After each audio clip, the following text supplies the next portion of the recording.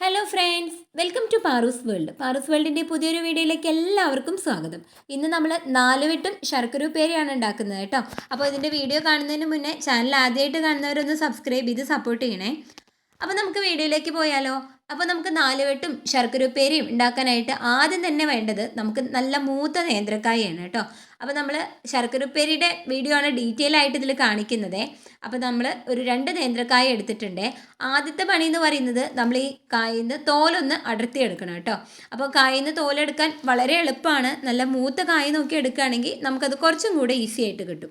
അപ്പോൾ ഇതേപോലെ നമ്മൾ 2 നേന്ത്രക്കായയുടെയും തോലൊക്കെ കളഞ്ഞെടുത്തിട്ടുണ്ട്. ഇനി നമ്മൾ ഇതിനെ അരിഞ്ഞെടുക്കണം. അപ്പോൾ നമ്മൾക്ക് പല സ്ഥലത്തു നിന്നും കിട്ടുന്ന ശർക്കര വരട്ടി പല നീളത്തിലായിരിക്കും അല്ലേ. അപ്പോൾ ഞങ്ങളെന്ന് പറഞ്ഞാൽ സാധാരണ നമ്മൾ നടു പൊളിച്ചിട്ട് ചെറുതായിട്ടൊന്ന് ഇങ്ങനെ അരിഞ്ഞു കൊടുക്കുകയാണ് ചെയ്യാറുള്ളത്. അപ്പോൾ നമ്മൾ അരിഞ്ഞു കൊടുക്കുമ്പോൾ ഒന്ന് ശ്രദ്ധിക്കേണ്ട കാര്യം എന്ന് വെച്ചാൽ നമ്മുടെ കഷ്ണങ്ങൾക്ക് ഏകദേശം ഒരേ കനായിരിക്കണം. അല്ലെങ്കിൽ നമ്മളത് വറുത്തെടുക്കുന്ന സമയത്ത് നമുക്ക് ചിലത് മൂത്ത് കിട്ടാതെ വരും കേട്ടോ. അപ്പോൾ എന്തായാലും നമ്മളെന്ത് 2 നേന്ത്രക്കായനും ഇതേപോലെ ഒന്ന് മുറിച്ച് അരിഞ്ഞെടുക്കട്ടെ. അപ്പോൾ നമ്മളിതാ മുഴുവൻ നേന്ത്രക്കായനും ഇതുപോലെ കഷ്ണങ്ങളാക്കിയിട്ട് എടുത്തിട്ടുണ്ട്. ഇനി നമ്മുടെ അടുത്ത പരിപാടി എന്ന് പറയുന്നത് നമ്മളിതിനെ വറുത്തെടുക്കലാണ് കേട്ടോ. ഇനി നിങ്ങൾക്ക് സംശയം തോന്നിയേക്കാം, ഇത് മഞ്ഞൾ വെള്ളത്തിലൊന്നും ഇടേണ്ട ആവശ്യമില്ല കേട്ടോ. അപ്പോൾ നമ്മൾ നല്ല ചൂടുള്ള വെളിച്ചെണ്ണയിലേക്കാണ് ഇതിട്ട് വറുത്തെടുക്കുന്നത്. അപ്പോൾ നമ്മൾ നല്ല ചൂടായതിന് ശേഷം മാത്രം ഇട്ട് കൊടുക്കുക കേട്ടോ. അപ്പോൾ നമ്മുടെ എണ്ണ അത്യാവശ്യം നന്നായിട്ട് ചൂടായിട്ട് വന്നിട്ടുണ്ടായിരുന്നു. ഞാൻ ചെറിയ 2 കായ എടുത്തതുകൊണ്ട് ഒരുമിച്ച് തന്നെയാണ് ഇട്ട് വറുത്ത് കൊടുക്കുന്നത് കേട്ടോ. അപ്പോൾ നിങ്ങൾ കൂടുതൽ ക്വാണ്ടിറ്റി ഒക്കെ ചെയ്യുകയാണെങ്കിൽ കുറേശ്ശെ ഇട്ടിട്ട് നമ്മൾ എല്ലാ ഭാഗവും മൊരിച്ചെടുക്കാൻ വേണ്ടി ശ്രദ്ധിക്കുക. ഒരുമിച്ച് ഇട്ട് കഴിഞ്ഞാൽ നമ്മുടെ കായ എല്ലാ ഉൾവശം ഒന്നും വേവാതെ വരും കേട്ടോ. അപ്പോൾ നമ്മളിതാ നേന്ത്രക്കായൊക്കെ ഇട്ട് കൊടുത്തു. ഇനി 1 മിനിറ്റ് നേരം നമ്മളിത് ഇളക്കാതിരിക്കുക കേട്ടോ. അപ്പോൾ നമുക്ക് അറിയാൻ പറ്റും, നമ്മൾ ചൂടുള്ള എണ്ണയിൽ ഇട്ട് കൊടുക്കുന്ന സമയത്ത് ഇതിനെ മറിച്ചിടുമ്പോൾ ചെറിയൊരു ക്രിസ്പ്നെസ് നമുക്ക് പുറത്ത് തന്നെ തോന്നാം. അപ്പോൾ നമ്മൾ 1 മിനിറ്റിന് ശേഷം ഇതുപോലെ ചെറുതായിട്ടൊന്ന് ഇളക്കി കൊടുത്തിട്ടുണ്ട്. നമ്മളൊരു 8-9 മിനിറ്റ് സമയം എടുത്തിട്ടാണ് ഇത് വറുത്തെടുക്കുന്നത്. അപ്പോൾ മീഡിയം ലോ അങ്ങനെ വെച്ചിട്ട് നമ്മൾ ഇതിനെ നന്നായിട്ട് ക്രിസ്പി ആക്കിയിട്ട് എടുക്കുക കേട്ടോ. അപ്പോൾ നമ്മൾ പുറം ഭാഗം നന്നായിട്ട് മൊരിഞ്ഞു എന്ന് പറഞ്ഞിട്ട് കോരി എടുക്കരുതേ. ഉൾവശം ഇത് കുറച്ച് കനത്തിലരിഞ്ഞത് കൊണ്ട് കുറച്ച് അധികം സമയം ഇതിനെടുക്കാം. അപ്പോൾ നമ്മുടെ കായ ഏകദേശം ഇവിടെ നന്നായിട്ട് മൊരിഞ്ഞു വന്നിട്ടുണ്ട്. ഇനി നമ്മളിതിനെ ഒരു പാത്രത്തിലേക്ക് കോരി മാറ്റുകയാണേ. നമ്മളിതാ ഇതേപോലെ കുടയുന്ന സമയത്ത് കലകലാന്നുള്ള സൗണ്ട് കേൾക്കണേ. അങ്ങനെ നമ്മൾ മൊരിച്ചെടുക്കണം. അതുപോലെ നമ്മൾ ഈ നേന്ത്രക്കായൻ ഇതുപോലെ ഇങ്ങനെ ഒടിച്ചെടുക്കുന്ന സമയത്ത് നല്ല ഉൾവശം പോലും നല്ല മൊരിഞ്ഞ് കിട്ടണം. ഇതാണ് പരുവം. ഇനി നമ്മളൊരു ഉരുളി അടുപ്പത്ത് വെച്ചിട്ടുണ്ട്. നന്നായിട്ട് ചൂടായിട്ട് വരുമ്പോൾ ഞാൻ ഏകദേശം ഒരു 2 ടേബിൾ സ്പൂൺ അരിയാണ് ഇട്ട് കൊടുത്തിട്ടുള്ളത് കേട്ടോ. അത് നമ്മുടെ പച്ചരിയോ അല്ലെങ്കിൽ നമ്മൾ ചോറ് വെക്കുന്ന ഏത് അരിയോ ഉപയോഗിക്കാം. ഇത് ഞങ്ങൾ സ്വന്തമായിട്ട് വീട്ടിലുണ്ടാക്കുന്ന ഒരു മെത്തേഡിലാണ് കേട്ടോ നിങ്ങൾക്ക് കാണിച്ചു തരുന്നത്. അപ്പോൾ നമ്മുടെ ഈ അരിനെ നമ്മൾ ചെറുതായിട്ടൊന്ന് വറുത്തെടുക്കുക. അപ്പോൾ ഈ ഒരു അരി വറുക്കുന്ന സ്റ്റെപ്പ് നമുക്ക് സ്കിപ്പ് ചെയ്തിട്ട് നമ്മുടെ വീട്ടിൽ വറുത്ത അരിപ്പൊടി ഉണ്ടല്ലോ, അതും നമ്മൾ ചേർക്കുന്ന സമയത്ത് നമുക്ക് ഇട്ട് കൊടുത്താൽ മതിയായിരിക്കും കേട്ടോ. അപ്പോൾ നന്നായിട്ട് നമ്മൾ ഇതേപോലെ ഒന്ന് ഇളക്കി നമ്മുടെ അരി ഒന്ന് വറുത്തെടുക്കുക. ഇപ്പം നമ്മുടെ അരി നന്നായിട്ടൊന്ന് വറന്നു വന്ന സമയത്ത് നമ്മളിതിലേക്ക് ഒരു 2 ഏലക്കായയും അതുപോലെ തന്നെ ഒരു 1/4 ടീസ്പൂൺ നമ്മുടെ നല്ല ജീരകവും കൂടി ഇട്ട് കൊടുത്തേ. അപ്പോൾ നമ്മുടെ ഈ ചൂടോട് കൂടെ തന്നെ നമ്മൾ ഒന്ന് ഇളക്കി കൊടുക്കുന്ന സമയത്ത് അത് പെട്ടെന്ന് നമുക്ക് പൊടിഞ്ഞ് കിട്ടും. നമ്മളിത് ഫ്ലെയിം ഓഫ് ആക്കിയിട്ടാണ് ചെയ്യുന്നത് കേട്ടോ.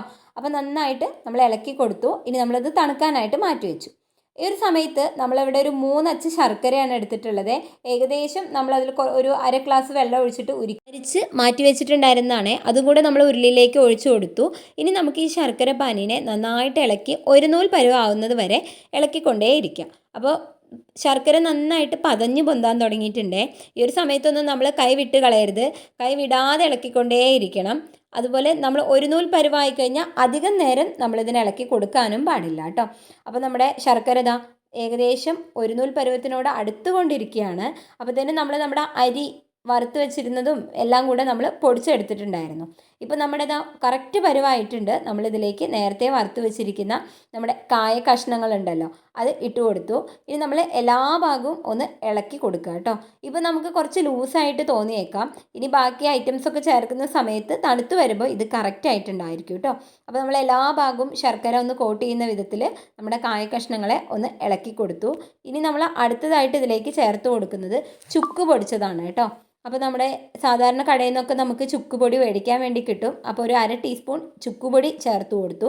ഇനി നമ്മൾ അതും കൂടെ ഒന്ന് എല്ലാ ഭാഗത്തും യോജിപ്പിച്ച് കൊടുക്കുക. അപ്പോൾ നമ്മളിത് ഈ ശർക്കരയുടെ ഈ ഒരു സ്റ്റേജിൽ ചേർത്താൽ മാത്രമാണ് എല്ലാ ഭാഗത്തേക്കും നമ്മുടെ ആ ചുക്കുപൊടിയൊക്കെ ഒന്ന് പിടിക്കുള്ളൂ കേട്ടോ. അപ്പോൾ നമ്മളിതാ എല്ലാ ഭാഗവും ഒന്ന് മിക്സ് ചെയ്ത് കൊടുത്തു.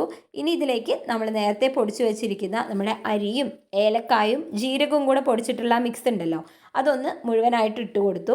ഇനി അതും കൂടെ ഒന്ന് എല്ലാ ഭാഗത്തും എത്തും വിധം നമ്മളൊന്ന് യോജിപ്പിച്ച് കൊടുക്കുക കേട്ടോ.